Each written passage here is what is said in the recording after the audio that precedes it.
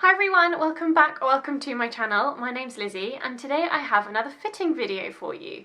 Now a couple of months ago I posted a video on the fitting process and how I fitted my named Selena top, so I'll pop that in the corner if you haven't seen it. And I got really good feedback from it. You guys seem to really enjoy hearing about the process I went through to fit that garment, so I'm making another video. This time it's on the process of fitting my Deer Doe Myosotis dress. Now I'm wearing it right now. I'll pop some pictures in so that you can see it, but it also featured in my latest sew and tell video, so go and check that out if you haven't seen it. And actually this was a really lovely one to fit, partly because it's supposed to be quite a loose and floaty dress anyway, but I still ended up doing a small bust adjustment and a few other adjustments. So I'm going to talk you through how I chose the size to make my toiling process, my pattern adjustments, etc., in the hope that it might give you a few tips and help you in your own fitting journey. The first thing to do when fitting, or when making a garment essentially, is to choose the size that you're going to start with. Now, this is the whole part of the process that has been totally shaken up, and I've had my mind completely blown by what I learnt in the By Hand London bodice fitting masterclass that I did at the new craft house at the very beginning of 2020, before the madness of coronavirus. And essentially what Elisa Lex taught us was that the very first starting point for choosing your size when dressmaking is actually, it's based on your high bust measurement. Now, your high bust measurement is the one right tucked up underneath your armpits, and your full bust measurement is the one that goes across your nipples, essentially, or the fullest part of your bust. So, the first thing you need to do in order to calculate the high bust measurement for the different sizes on your pattern, because it's typically not printed on the back, is you need to find out which dressmaker's cup size the pattern is drafted to. So every pattern designer will typically draft to a certain dressmaker's cup size, typically a B cup, sometimes a C or a D cup, depending on, I guess, their target market or their target audience. I had a dig around on the Deer Doe website, and frustratingly it didn't mention it in the instruction booklet, which I found a little annoying, but I did dig around on their website, and it said on their website that they draft to a C/D cup size. However, they didn't really specify explicitly whether that was a dressmaker's cup size or a bra cup size, and there's quite a big difference. Those are two different concepts. I assumed they meant a dressmaker's cup size, but I kind of did a bit more hunting on the internet to double check, and I found on the Curvy Sewing Collective a list of a bunch of pattern designers and the dressmaker's cup size that they draft to, and the Curvy Sewing Collective said that Deer Doe draft to a C cup. So there we go, that was my answer. The reason you need to know which dressmaker's cup size the pattern is drafted to is because you need that information to calculate the high bust measurement. Now, for a dressmaker's C cup, the high bust measurement is the full bust measurement minus 3 inches. Because a dressmaker's C cup means that there's a 3-inch difference between the high bust and the full bust measurement. So, to calculate the high bust measurement for the different sizes on the back of the pattern, you need to look at the bust measurement and deduct 3 inches from all of those measurements. So for me, I literally like to write it down. So in my bullet journal, where I write down notes on all of my dressmaking projects, I kind of have like a page per project. I've literally written down the first 4 sizes in the pattern, and I've written down the size underneath the bust measurement, and then underneath I've taken off those 3 inches to calculate the high bust measurement. Now this is so key, and I'll explain to you why. If I had just looked at my bust measurement to choose a pattern, which is 31.5 inches, I would have chosen the size 34, because in Deer Doe the size 34 bust measurement is 31.5. Bang on the money, that's my exact bust measurement, great.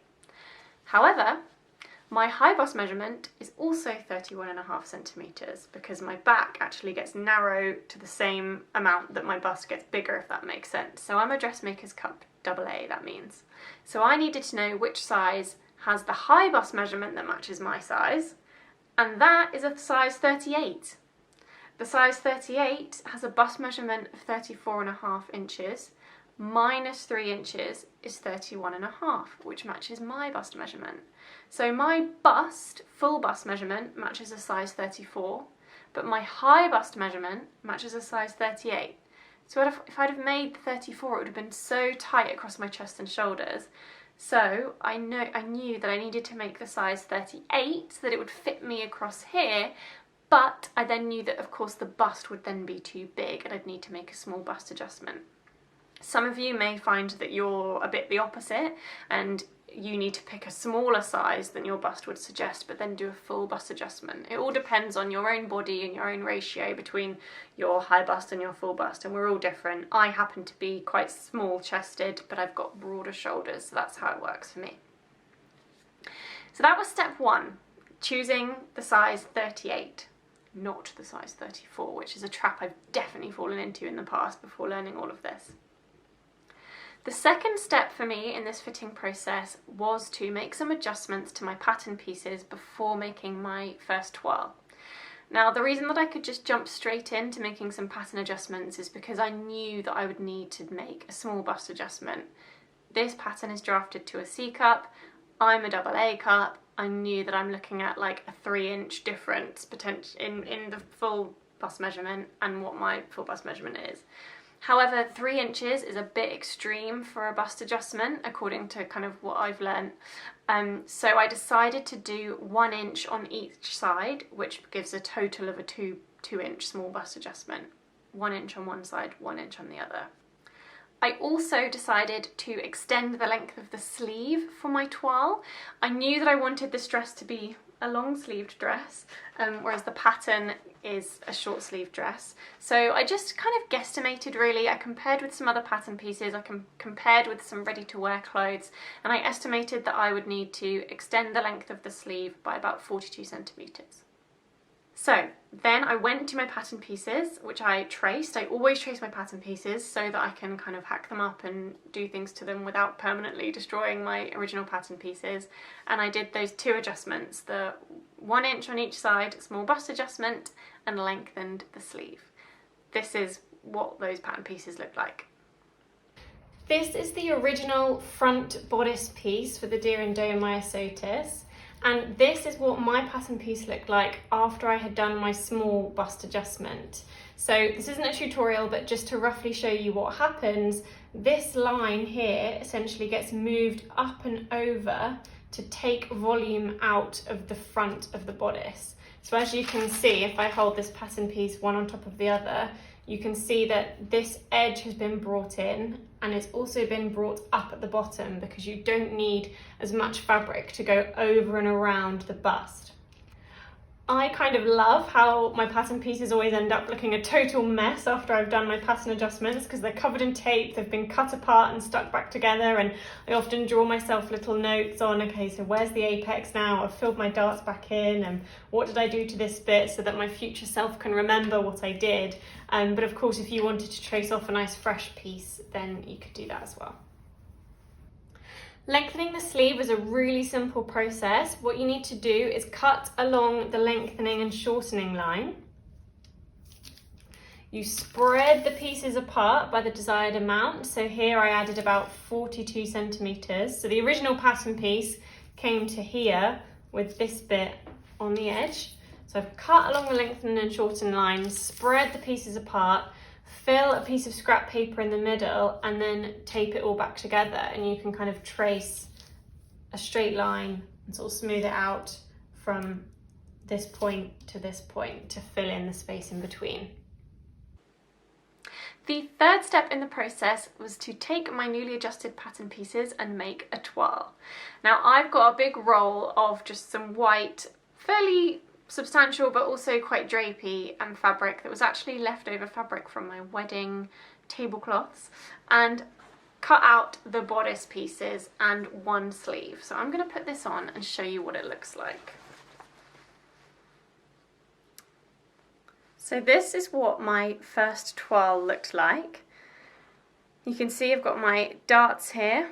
My side darts disappeared in the small bust adjustment. and I could see kind of from the pattern pieces and the instructions that it would cross over by about this much here, so I could sort of pin that or hold that in place and just have a look at how I think it fits. Now, you can see from where this sleeve is attached, if I make sure I've got it sort of centered on my shoulders, that obviously there'll be a bit, you know, 1.5 centimeters of seam allowance here, but here I've got the sleeve attached, and I decided that that was a pretty good spot on my shoulder for the shoulder seam to sit, so I was happy with that. And then to look at the bust, I needed to just see really that the small bust adjustment has done what it needed to, and I think it has. It's, you know, smoothed this out. I haven't got a big kind of bulge of extra fabric with no boob to fill it, and I don't think I've gone too far the other way. It doesn't look like the bodice has been sort of distorted in any way that I wouldn't want it to. So then it was just to inspect the sleeve. So the sleeve, I decided, was a little bit low.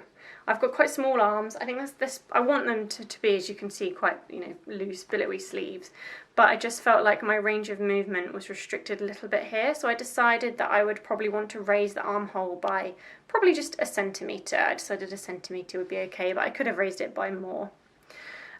The length I decided was fine because I wanted to have a bit of length spare so that I could do like a gathered cuff. As you can see, I actually ended up just putting a channel of elastic right in the end of the hem like that, so I needed to have enough length for that to sort of billow nicely and not be tight. But as you can see, I did have a play around with other options of what I could have done with the sleeve, but overall this sleeve, this twirl, taught me that that was a suitable length and I didn't need to add any extra length or make it fuller or narrower. I was happy with that.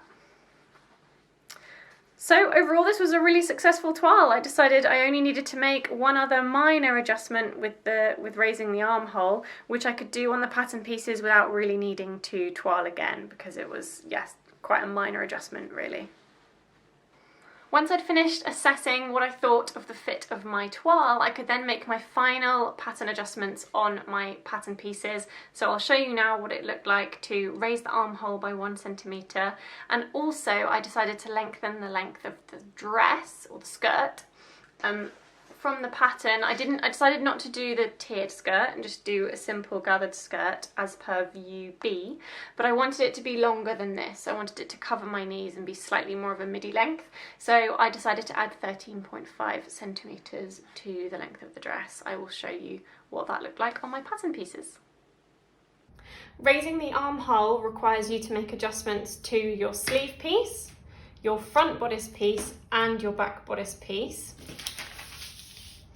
To show you on the front bodice, what you need to do is put a piece of scrap paper behind your pattern piece, and you take the original armhole line and you draw 1 centimetre up, or however many centimetres you need, and then you basically gently fill in the curve so it meets the original curve, sort of about halfway up, and you just need to redraw your notch in sort of the same place as on the original curve.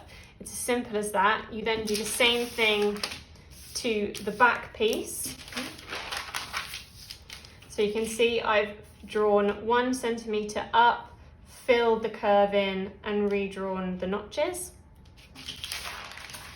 And you do the same thing to match on each side of your sleeve. So again, you carry on this line by an extra centimetre, follow the shape of the curve, redraw the notch, and here again I've taken this line here, brought it up by 1 centimetre at the edge, filled in the curve to meet the original sleeve and redrawn the notches. My final adjustment was to lengthen my skirt piece. So this is the top of the skirt where you gather it up, this is the fold line and this is the hem. And what I did was I cut along the lengthen and shortening line, spread these two pieces apart. So these are the original pieces and I've added this section in between. I spread these pieces apart by my desired 13.5 centimetres, put a piece of scrap paper behind, and I've taped it down in a nice messy but practical way using masking tape. I quite often use masking tape, at least in the first instance when editing pattern pieces, because if you make a mistake or want to change it, it's really easy to peel off the masking tape without tearing your pattern pieces.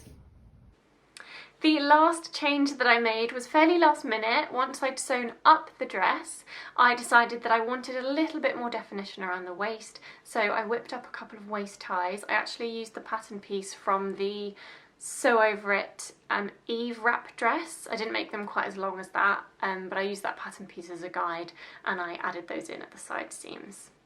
So there you have it. Those are the pattern adjustments I made. I was then able to get on with sewing up the final version in the final fabric.